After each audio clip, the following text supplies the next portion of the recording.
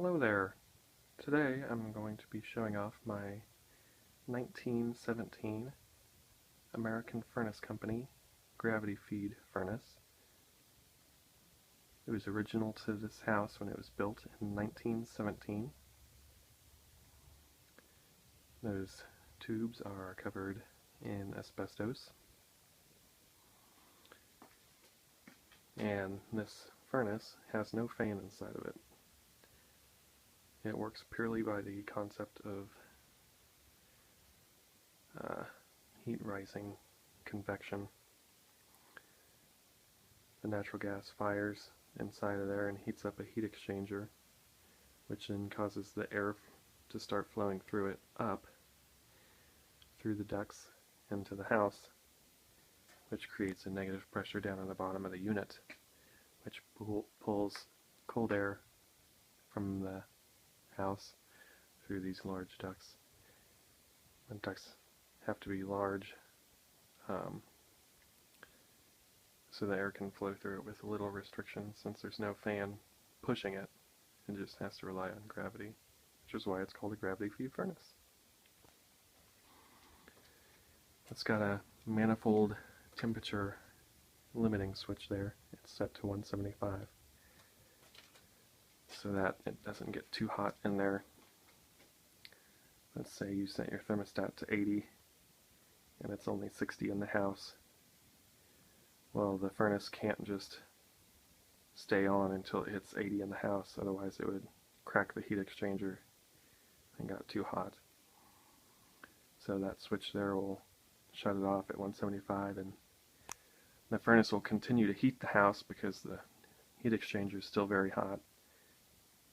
And if by the time that the furnace cools off and it's stopped heating the house, then it'll switch back on until it hits 80 or whatever you have it set at.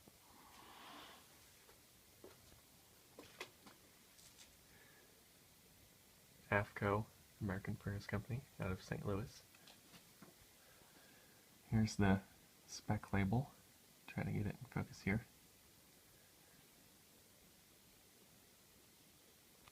Model is S96 or G, I'm not sure. Input BTU 90,000. Output BTU 67,500. Natural gas. So by those numbers alone, I guess it'd be about 75% efficient. But I'm sure there's other factors that come into play. Most furnaces today are over 90% efficient. There's the lighting instruction valve, or placard. The only thing I can tell that's ever been replaced on this is this section of natural gas pipe and shutoff valve, and the exhaust pipe in the back. Serial number 74,474. It's got the original BASO power switch, the original Honeywell magnetic gas valve,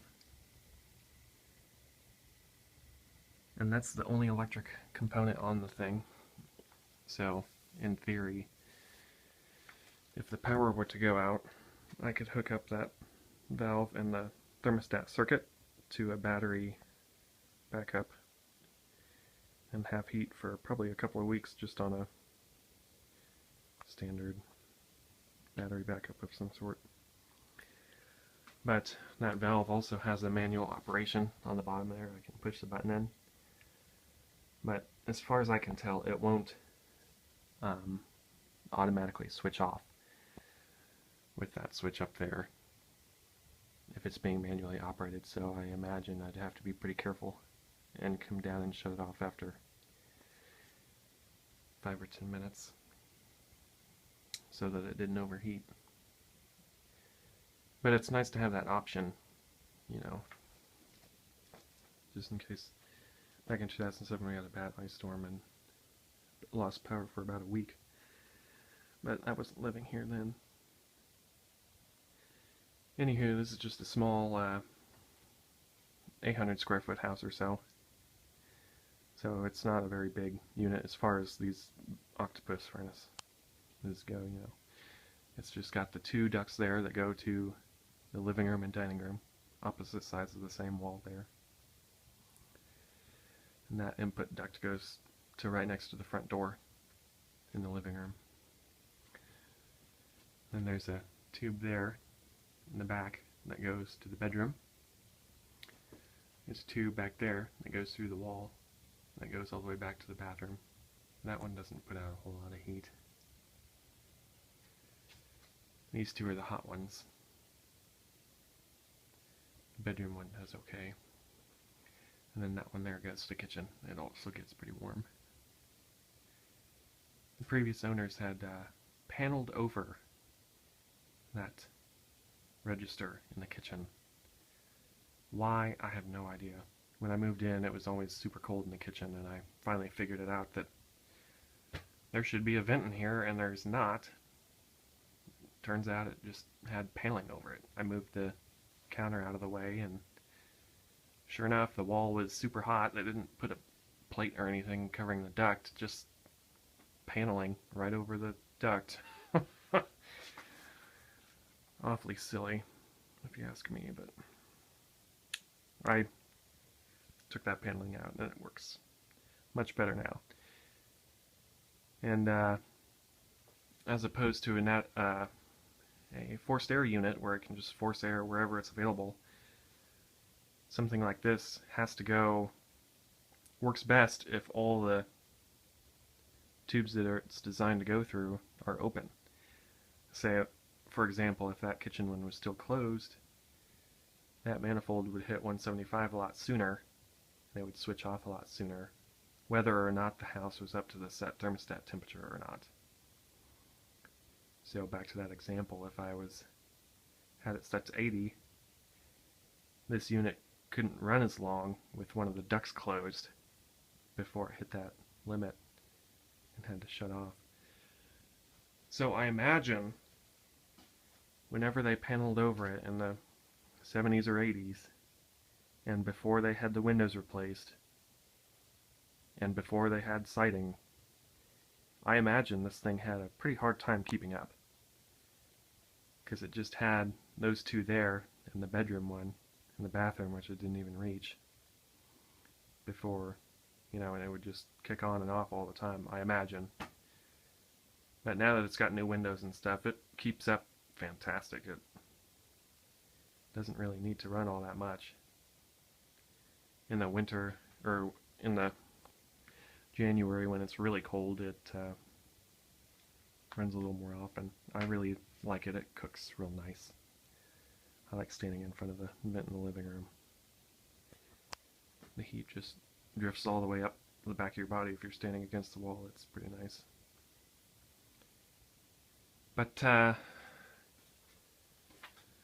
know I'm going to need to upgrade at some point in time, but with those tubes being asbestos, I imagine it'll probably cost 10 grand to get a new unit installed in here. A nice unit, anyway. I'm going to eventually, because this is my only gas appliance in the house, and it'd be nice to not have to have that bill anymore. If I went to an electric heat pump or something, I'd probably save a lot of money each month on the utility bills, but it'd still probably take 10 years to pay off, for the energy savings to pay off a new unit. And this thing is pretty much completely maintenance free and hasn't cost me any money as far as repairs and stuff. It's been dead solid reliable. That was it kicking on just now. I was hoping it would do that for you guys. That gas valve click is pretty much all you hear up in the house when it kicks on. Down here you'll hear the heat exchanger click as it heats up. And then when it finally shuts off, the heat exchanger clicks a bit too, and you can hear that upstairs, but it's much quieter than any standard forced air furnace. It's one of my favorite parts about this thing is it's so quiet.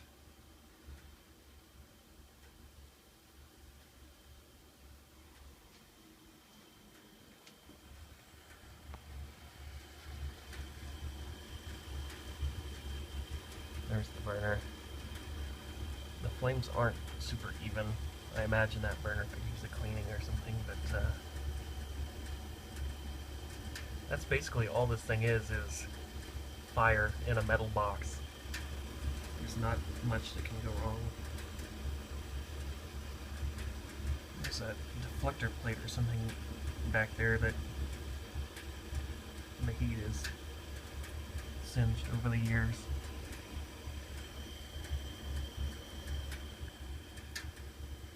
But that's pretty much it. I think it's got like a two-stage, well, that's improper term, I guess. The back part fires first and then the front part fires. It's the same stage, but it just fires a little late, I guess. Mine has a hard time getting to the front, but when I bought the house, the inspector couldn't get it to kick on. The pilot was lit, but they couldn't get it to kick on.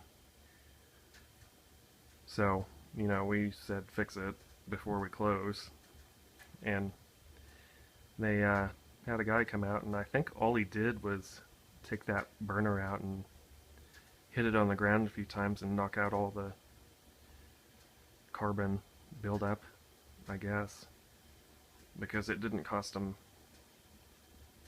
anything, hardly anything at all, to get it fixed, and then it was fine again.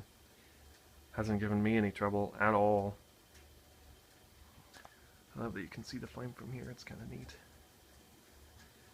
But it's pretty cool that I can have a working furnace. It's original to the house in 1917. I quite like it. I'm not really looking forward to replacing it, but I know I should at some point in time. So that's about it. When it hits temp, it just kicks off and the heat exchanger ticks a little bit like it's doing now, but that's it. You can't, the only thing you can hear up in the house is the gas valve. It's pretty cool. I like it. So, yep, that's pretty much it. If anyone knows anything more about this, I'd be happy to hear it. That Bezos switch is original too, I guess. As far as I can tell, everything's original. Besides that gas pipe there and the exhaust vent in the back, which is smaller than I expected. It's just like a 6 or 8 inch pipe that goes into the chimney there. That loud tick was the exchanger. That's about as loud as it gets. One of those loud clicks you can hear in the house, but that and the gas valve is it.